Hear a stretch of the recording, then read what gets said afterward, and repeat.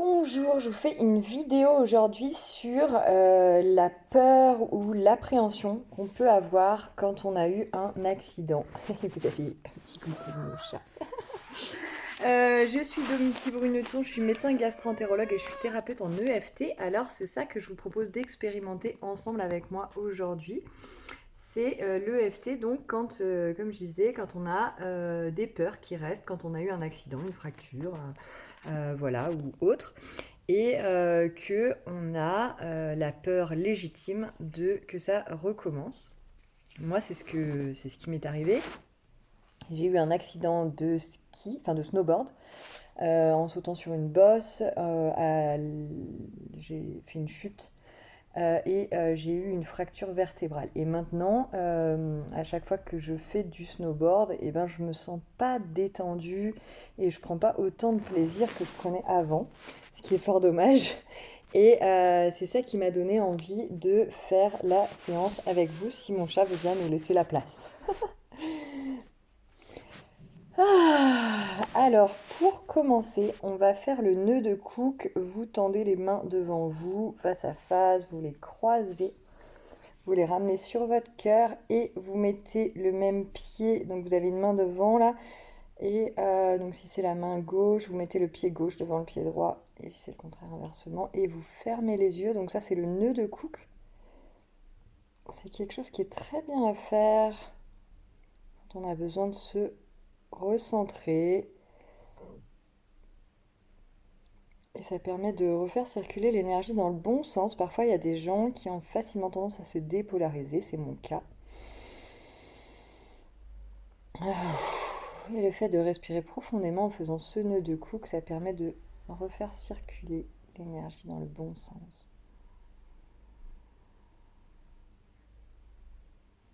Ah, ça me fait penser à une chanson. Mais tout ça, c'est question de bon sens. Voilà, chaque inspiration, vous pouvez mettre le bout de la langue derrière les dents du haut. Et à chaque expiration, le bout de la langue derrière les dents du bas. Et vous pensez bien à chaque expiration à bien relâcher, à bien détendre vos muscles, votre corps, à ressentir ce qui se passe dans votre corps.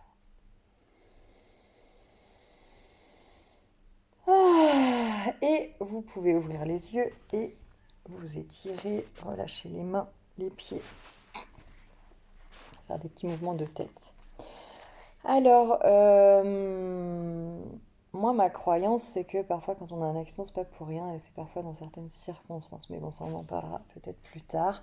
Donc, peut-être vous pouvez prendre un petit temps pour essayer de réfléchir. Juste vous poser la question, c'était quoi les circonstances? Qu'est-ce qui se passait dans votre vie au moment où vous avez eu cet accident? Ah oui, je tiens à préciser juste une chose avant ça, c'est que bien sûr cette vidéo, elle se substitue pas à n'importe quelle consultation médicale, examen, etc.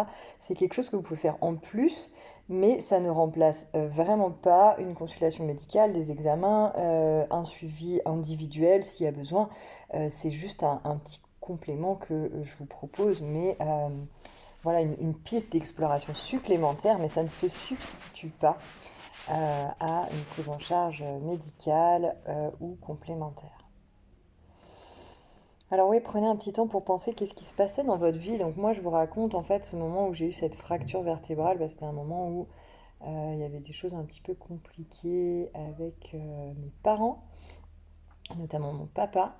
Et c'est comme si j'arrivais pas à dire des choses. Donc en fait, il y avait une histoire de meubles, ils étaient venus avec des meubles et en fait, j'avais pas besoin. Enfin, ça correspondait pas à ce que je voulais, ce que j'avais besoin et j'arrivais pas. Bon, ils avaient fait déjà tout un déplacement pour m'amener ces meubles. Je me sentais gênée et j'arrivais pas à leur dire que j'avais pas envie d'avoir ça chez moi. Et il a fallu que ça arrive jusqu'à ce que j'ai cette fracture vertébrale, que je me retrouve à l'hôpital et que le lendemain je puisse dire à mes parents, bon franchement là vos meubles, allez rembarquer tout parce que ça va pas en fait, je veux pas ça chez moi en fait. Ah, bon.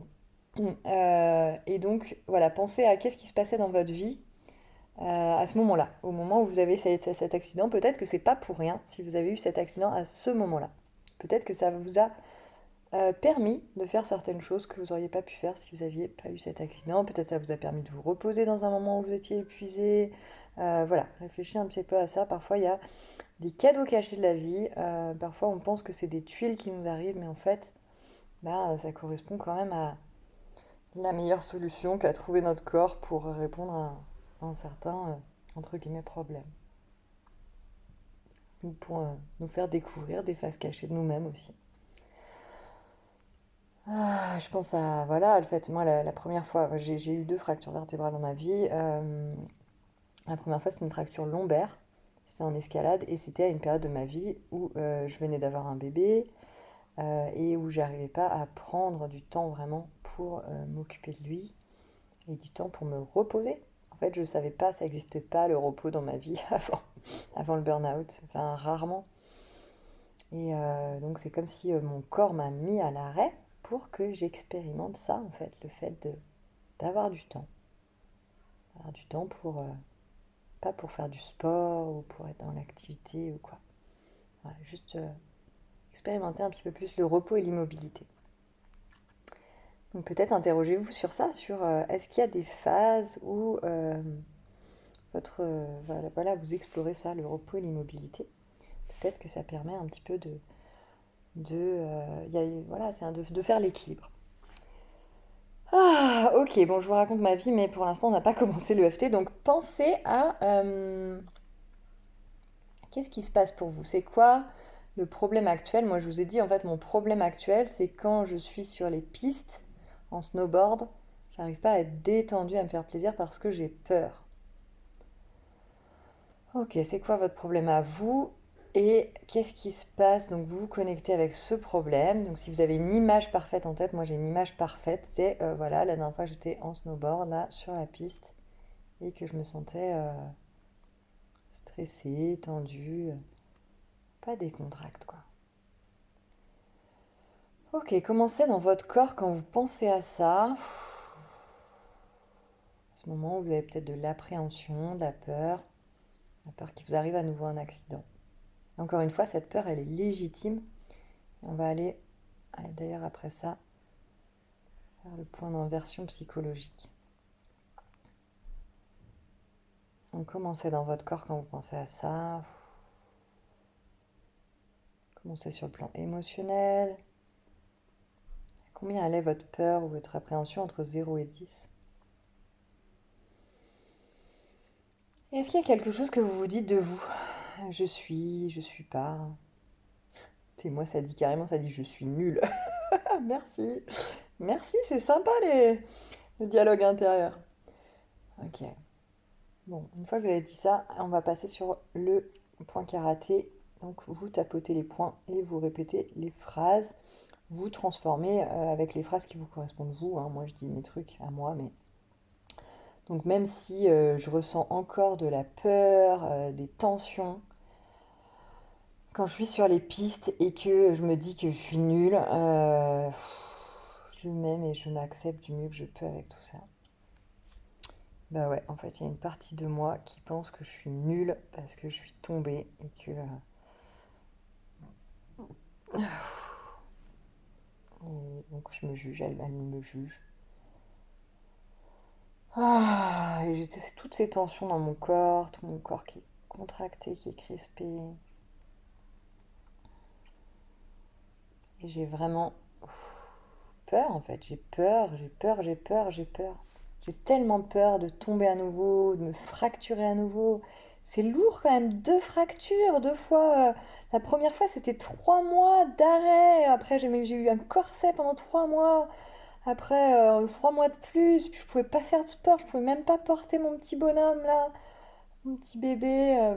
C'est lourd. Et puis la deuxième fois, bon, heureusement, c'était plus rapide, mais quand même, tu sais, j'ai morflé quoi. Ça faisait mal, j'ai pas pu faire ce que je voulais pendant longtemps, donc c'est normal que j'ai peur que ça recommence en fait.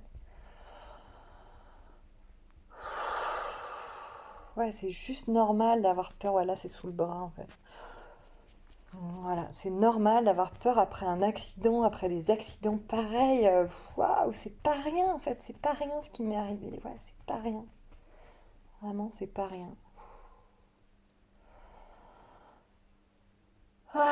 s'il y a des émotions qui remontent, en fait, c'est tout à fait normal, même s'il y a des larmes qui coulent, même si, voilà, des fois, au moment où on est en train de faire l'EFT, c'est pas agréable, mais ça remonte par l'estomac. Ouais, donc des fois, c'est pas agréable quand on fait l'EFT et c'est normal. Si vraiment c'est trop désagréable, ben, continuez juste à faire les points sans dire rien. Mais vous pouvez continuer encore, enfin refaire plusieurs fois les rondes de FT. En fait, c'est comme ces émotions-là qui ressortent, ce que vous ressentez de désagréable maintenant, quand vous êtes en train de le faire, c'est normal. C'est juste que c'était profondément en vous et là ça ressort. Mais c'est pas, ça veut pas dire que le FT ça marche pas ou que c'est pas bon de le faire. Au contraire. Moi, ma façon de voir les choses, c'est quand on pleure, c'est que on fait sortir en fait. C'est juste, ça nous évite justement de faire des calculs rénaux, des je sais pas quoi, des infections du poumon, parce qu'on a trop emmagasiné en soi. Donc à chaque fois que vous pleurez, vous pouvez vous féliciter, vous remercier pour ces larmes qui coulent. En fait, dans les larmes, il y a des substances chimiques qui nous permettent d'évacuer. Et même quand on a des émotions fortes, ben voilà, l'émotion, ça circule et c'est pas agréable à ressentir, mais au moins, c'est des choses qui restent pas dans le corps. Voilà, donc on passe là. En fait, dernier point, c'est là. Ah, et on respire profondément. Donc je vous disais, on va faire le point d'inversion psychologique. Ça, c'est le point qui est entre la clavicule et le sein. Et on se met au milieu. Et on tourne dans le sens des aiguilles d'une montre. Et vous répétez après moi, même si une ou plusieurs parties inconscientes de moi refusent... Attends, oui, il faut que j'aille plus doucement pour que vous puissiez répéter. Donc même si une ou plusieurs parties inconscientes de moi refusent de se libérer de cette peur, de cette appréhension, que je me casse quelque chose à nouveau, que j'ai à nouveau un accident, même si une ou plusieurs parties inconscientes de moi refusent de se libérer de cette peur, de cette appréhension que j'ai à nouveau un accident, je m'aime et je m'accepte profondément. Parce qu'en fait, cette peur, elle est là pour me protéger, bien sûr, parce que j'ai failli, j'aurais pu, vous imaginer, une fracture vertébrale, j'aurais pu être tétraplégique, paraplégique, ça aurait pu être bien plus grave que ça.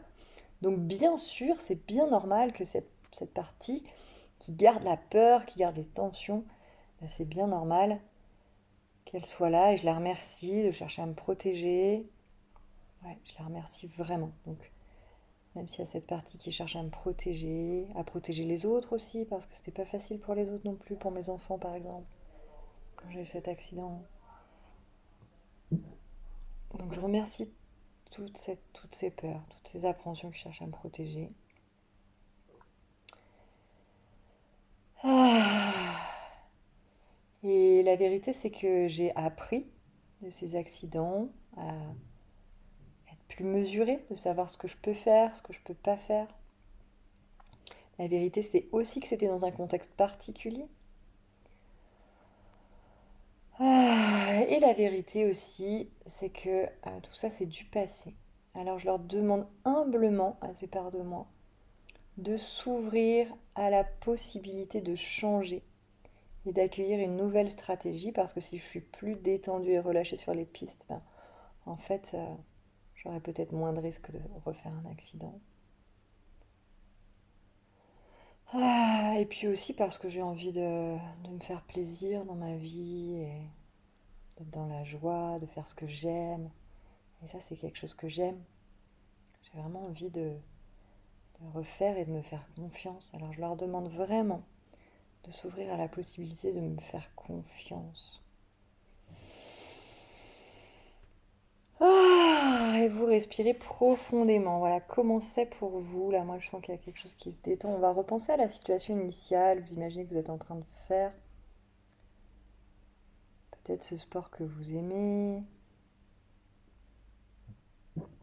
Voilà, comment c'est dans votre corps maintenant? Vous y pensez? Est-ce qu'il reste un petit peu d'appréhension? Est-ce qu'il reste un petit peu de tension? Si oui, c'est où dans votre corps? Moi, il reste un petit peu de tension derrière les côtes, derrière le diaphragme. Allez, on repart même si une ou plusieurs parties... n'importe quoi. Pardon. Même si je ressens encore de l'appréhension et des tensions.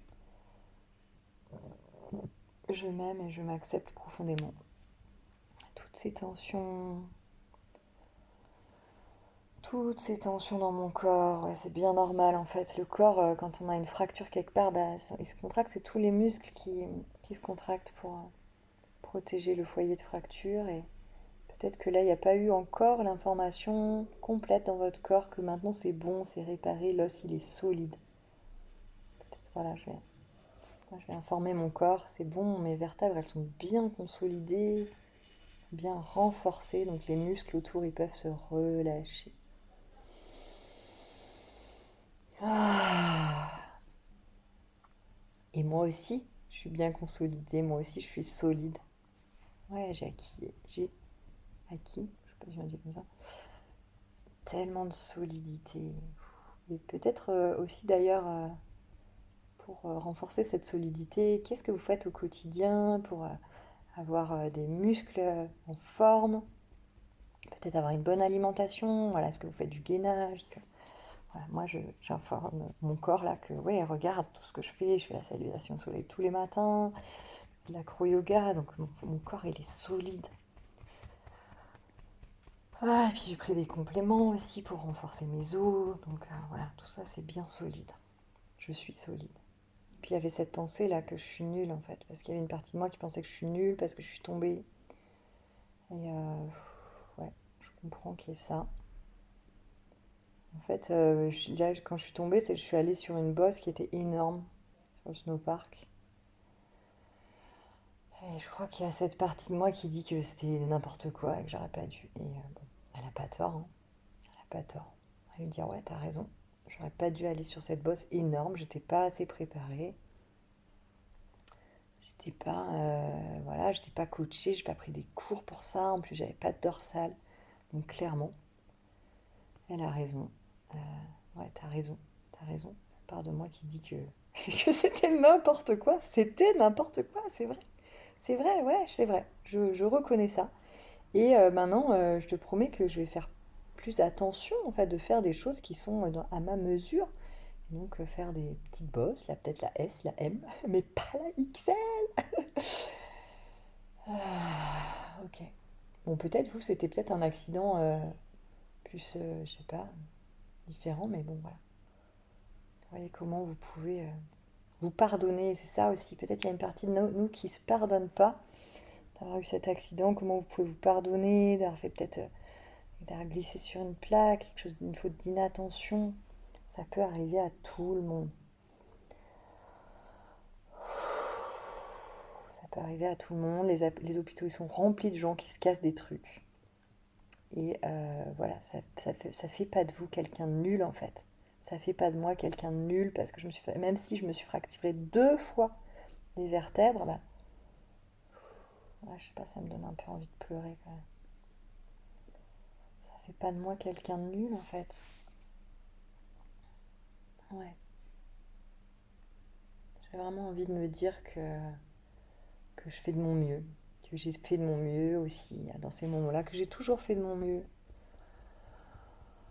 Ah, et que, ben ouais, des fois on peut avoir des accidents de parcours. J'en ai eu des accidents de parcours.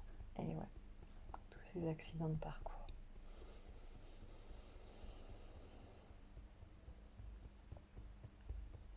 Ah, tous ces accidents de parcours.